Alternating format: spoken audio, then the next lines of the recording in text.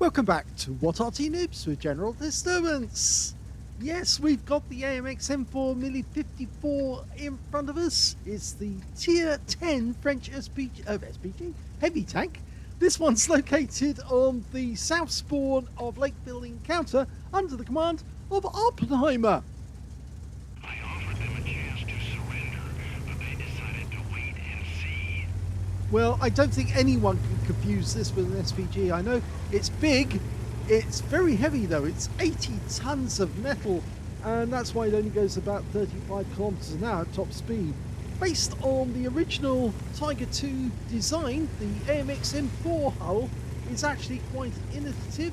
It's got very heavy armor at the front of the vehicle, fairly lightweight at the rear, but it's very tough, and it's got a 13 centimeter gun as its main armament with 560 alpha and 250 millimeters of pen with the standard ammo. In fact, actually, he's getting a bit of help there from an IS-3 too, who wants him to get into action as quickly as possible, because this armor will actually enable that IS-3 too to poke out and fire double volleys into the enemy and withstand any shells coming back at him.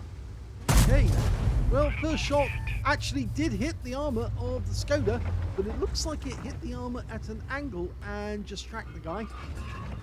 Okay, he's backing up, and the second shot did the same. I'm just giving them a chance. But he is only using armor piercing at the moment. Just wait till he starts using the premium ammo and carves the way through the heavy tanks on the enemy team. Okay, T-54E1 can't even penetrate with his 105mm. At least I think he's using a 105. And yes, he's bounced around from the 257 this time. And this time from the Skoda. No chance of getting through the armor at that angle from this distance. Remember, if you've watched our previous video, you've seen the armor profile for this vehicle. It's very, very strong at the front. As long as you're facing the enemy, there's not much they can do to get through. In fact, he gets a nice pen on the Skoda, which is a high roll for 570. Okay. But the only thing that's bad about this vehicle is the DPM. It's not that high, not as high as you'd like. In fact, actually, it's normally 12.85 seconds per reload, and you can see Awppenheimer's got it down to 10.08. He's decided to push ahead. He's got an M4 49 to his left. Takes one shot for a high roll, 651, and he's gone down to the shot from the IS-3 too, who was waiting for the opportunity. There goes the Skoda, taken out by the IS-3 too again, and the 257 takes a round as well. A high roll for 610. Okay, we've got a Striv. Okay, 105mm round. He's looking, and he can't make up his mind. And he takes a round for 511, which is a low roll. But he realizes he can't stay there, because otherwise he's going to take damage. Okay, now we're not completely face to the enemy here, but Awppenheimer's making it so. And he's definitely going to go after the 257, who has to leave. If he doesn't, he will die. There's no doubt about it. Instead, he puts the round into the 103, and he gets a high explosive. I think that was a high explosive round in. Did take a round from the T-54E1, but now he's going for the 257. Punches it through at an angle, which means it goes straight through the side. Gets a high roll, 599. Go for it again, lower plate. Oh, no, he takes the upper plate, and that guy's out the game as well. So that's his first kill. Okay, we've got a Skoda down there. We'll have that. And he punches one through for 510, which is a low roll. The T-54 wants another piece of him, but I think we're going to deal with this Skoda first. And he gets another hunt, and that's a high roll for 589. And now potentially a high caliber. He's got 5.5k of damage already. The T-54E1 is going to take a biggie, and it's a low roll for 550, but he did take 2 hits. And then the Skoda's decided to fire one back. Going to get a shot in, and that's the end of his game. Yeah, he wasted the shell on the Skoda, but he had to take him out because he was doing damage. Now, Striv is next, and he punches one in for 519, which is a low roll. We're capping. I don't see why we're capping. Come on, don't cap. We can kill them all. One in the lower plate, finishes off the Striv for 516, and they've capped out. Oh no! What a waste!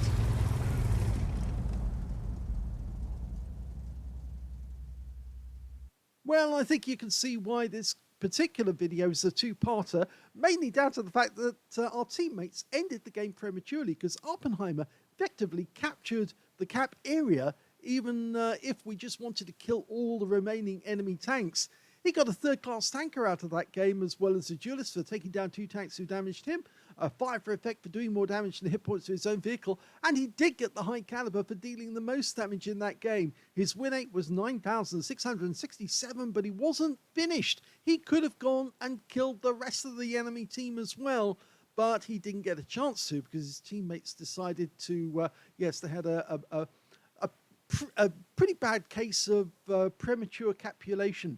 I'm afraid it is something that is actually afflicting a lot of players nowadays, and there are cures for it. I think you need to just get experience, and then you won't capulate prematurely. Anyway, let's have a look at the team score and see what happened. Well, he definitely got the highest damage, and he was easily on his way to wrecking the rest of the enemy team with 7,212 hit points already. The next highest scorer was a Cranvile on the enemy team, who was still alive at that stage. He was the one coming down the valley. 2,724 hit points went to him, and the third highest damage went to our Jaegeru, who got 2,431 hit points, and I think he was defending our cap area, or defending our spawn area, I should say, and he got a cool-headed and a steel wall out of that game. When it came to kills, it was, yes, Awppenheimer, but he shared it with the IS-32, and you can see why that IS-32 was so keen for Awppenheimer to get into the action, because Awppenheimer was bouncing all the rounds coming from the enemy tanks, and the IS-3 was just popping out to take the mild opportunity to finish off any tank that Awppenheimer had still left alive after one of his shells went through him. So very good play by that guy, because he knew exactly what he was doing. He was actually using Awppenheimer as a mobile blocking ram, and it worked very effectively. Second highest on kills was the Jagdtiger and the T-30 on their team, and third would be anyone who had 1 kill. In fact, there's only 4 players on the enemy team who actually managed to get a kill at all in that game. And well, I think you can see one of them was actually on our side of the map in the town, the Striv, but the others were all in the valley, I believe. So yes, I don't think we ever saw those. Anyway, let's have a look at the base XP, and we can see Arty got that one as well, 990, so he's got the top in all 3 columns. 839 went to the Jagdtiger, 792 to the T-30. As I said, Awppenheimer would have got much higher scores if they had ended the game early by capping out. 17 shots fired, 16 direct hits on the enemy, 14 penetrations, damage of 7,212 hit points, all of it at close range. 10 hits received from the enemy, only 5 of which actually penetrated. And they only got those penetrations after he actually got really close to them, and they were able to angle their shots in on the weaker armor on the sides and rear of the AMX M4 5 non-penetrations as well. Those were the shots fired at him right at the start of the game, and they just couldn't get through the armor. There was no way they were getting through at all. 1,780 hit points of damage blocked by armor. He was actually just 1 shot away, or 1 hit away, I should say, from actually getting his steel wall out of that game. 4 enemy vehicles spotted, 7 enemy vehicles damaged, 3 killed, and he earned 88,323 credits on a premium count, 44,162 from personal reserves, same again for mission completion, and 176,647 credits altogether. After repair, ammunition, resupply, and consumables, he came away with 85,565 credits profit.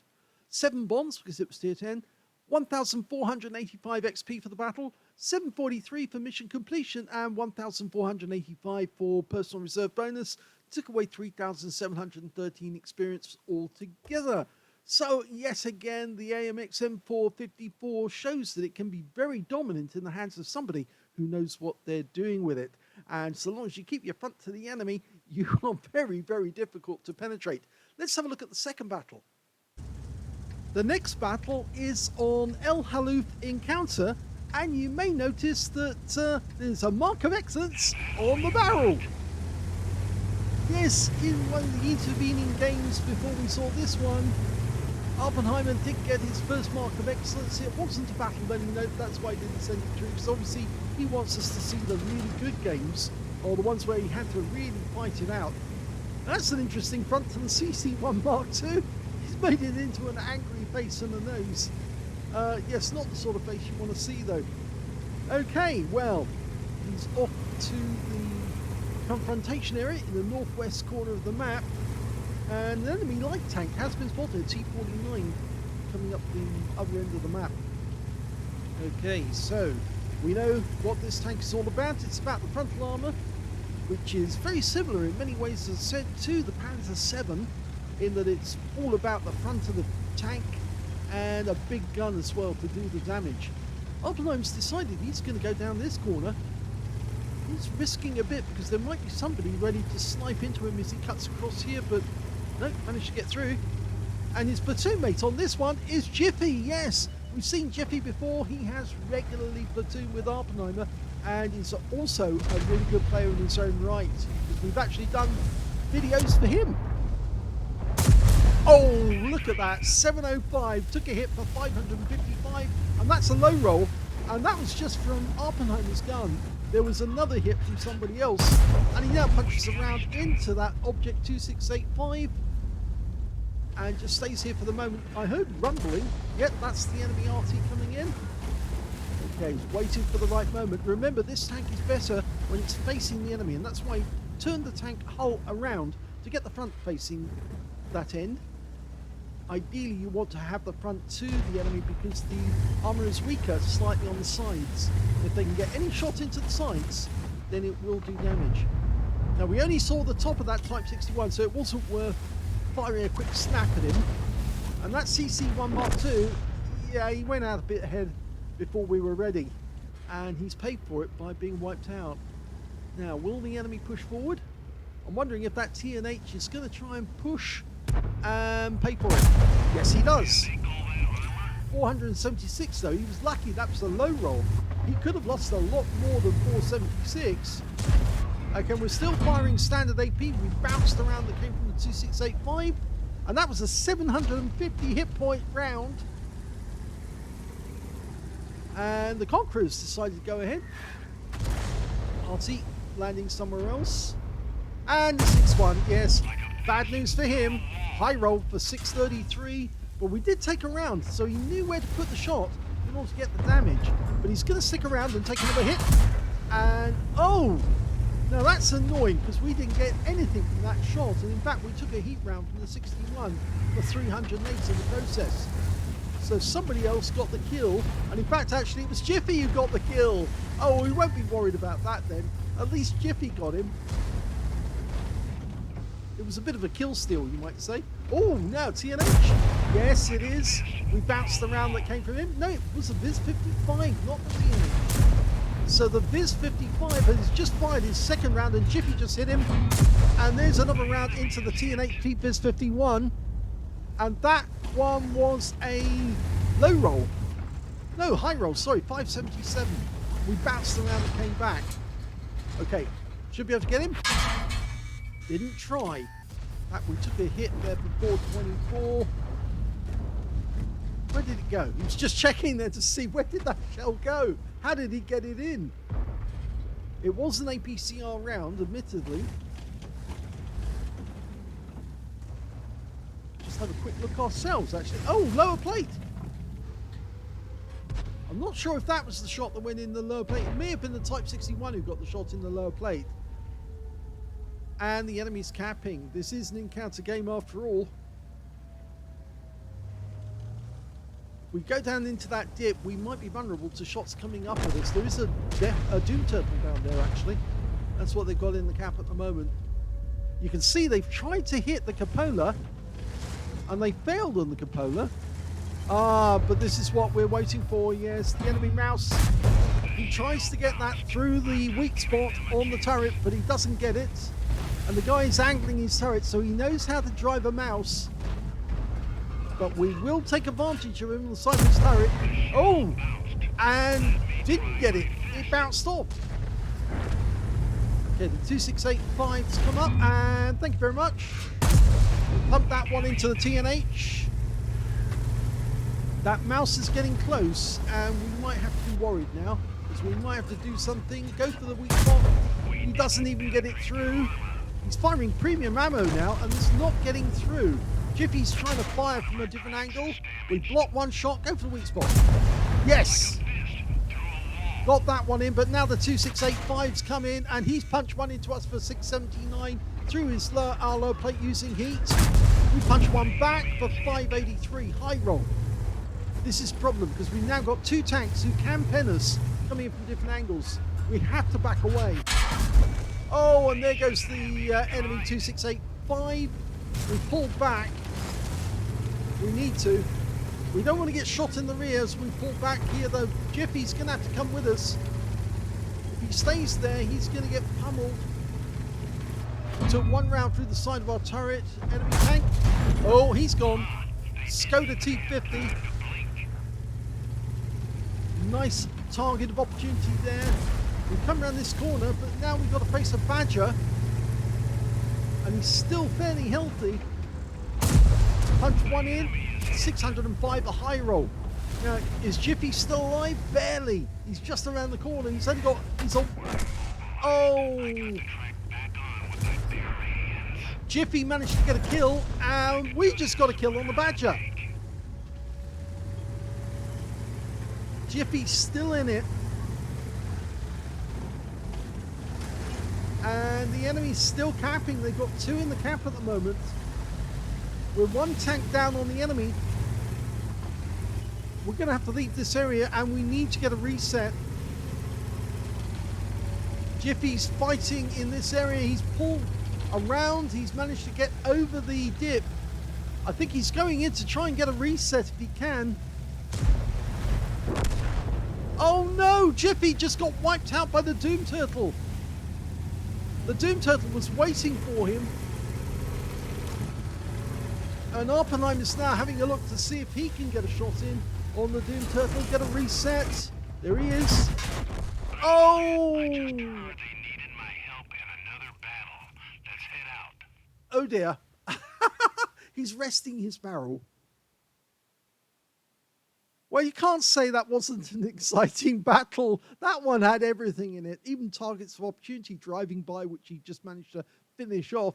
He got a second-class tanker out of that one, Awppenheimer, as well as a fire for effect for doing more damage than the hit points of his own vehicle, and a bruiser medal for getting at least 5 critical hits. In fact, he got 8.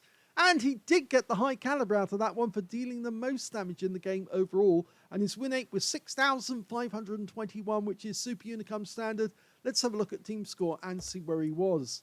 Well, definitely got the highest damage, 6,681 hit points of damage. The next highest scorer was Jiffy with 5,351. So the pair of them, between them, were tearing the enemy apart. But unfortunately, the rest of their team was not so good. And they got torn to shreds as well. Most of them during that game. The enemy did actually cap out in the end. Yes, as you can see, there were still guys on our team left alive at the end of the game. They just didn't get the reset, and the enemy won. The third highest damage in the game turned out to be the Skoda T50, and that was the guy, I'm pretty sure that was the guy that Awppenheimer nailed just as a target of opportunities. He drove straight through. Yes, it was. Oh, that was their best player. And he just saw the guy go by and thought, I'll have that. And he did. And he actually nailed the guy with the most damage, 3,422. He was in third place. And actually, he managed to get a tank sniper during that game, so he was doing damage at long range. So when it came to kills, we can see that the high score was Awppenheimer with 3. 2 kills went to Jiffy, and also to the Skoda T50, the Badger, and the M46 Patton. And the rest have got 1 kill or nothing. And when it came to base XP, it's the enemy team who comes out on top, I'm afraid. The Skoda managed 775, even though he was killed in the game. 774 went to the TNH T-Viz 51, and 771 went to the Badger, with Awppenheimer getting 660 and Jiffy getting 537. Jiffy had a great game as well. Pair of them between them. Really difficult players to overcome because they fight like nobody's business and they know where to put the shells to make them count. Unfortunately, that mouse driver, well, he had a lot of luck because, you know, Awppenheimer bounced around off the side of his turret when it should have gone through by all rights. And probably the angle was just wrong on that occasion. And he actually survived another shot, which should have gone straight through his weak spot, and it didn't. So, yes, I think actually they were very, very unlucky with that mouse. Anyway, let's have a look at the detail report. 18 shots fired, 17 direct hits, 13 penetrations, damage of 6,681, of which 467 were at more than 300 meters, 17 hits received from the enemy, 6 penetrations, 11 non-penetrations, and 1 hit by way of splash damage. If he'd actually survived the battle, I think it's pretty certain that Awppenheimer probably would have got the steel wall. 5,340 hit points of damage blocked by armor. He definitely had a huge amount of damage blocked. 9 enemy vehicles were damaged, 3 were killed, 423 hit points of damage assistance. He earned 79,623 credits from the battle, 39,812 from personal reserve, 6,390 for courageous resistance. That's because he got a medal in a losing or a drawn game. And 125,825 credits altogether after repair, ammunition, resupply, and consumables. And yes, he did fire a fair amount of premium. He actually ended up with a small loss of 17,521 credits for the game. He got 5 bonds for it being tier 10, and 990 XP for the battle, 562 for courageous resistance, 1,552 from personal reserves, and took away 3,105 experience points altogether. So yes, I guess that T95 had just reloaded when Awppenheimer put himself around the side of Jiffy's wreck, intending to use it as cover, but the T95 wasn't going to have any of that and just blasted him from distance, and that was the end of their game. And then they capped out shortly afterwards. So it didn't exactly end how Awppenheimer wanted it to, but it would have been a good battle either way. If even with a loss, he still came out ahead, because he did manage to get the most damage, the most number of kills, and, well, missed out on the XP. If you enjoyed both of those replays, please give this video a like, do subscribe to our channel, leave a little comment down below because it feeds the algorithm. And remember, we've got more replays featuring the AMX M4, 54 and Awppenheimer coming up very shortly, so stick around. Thank you.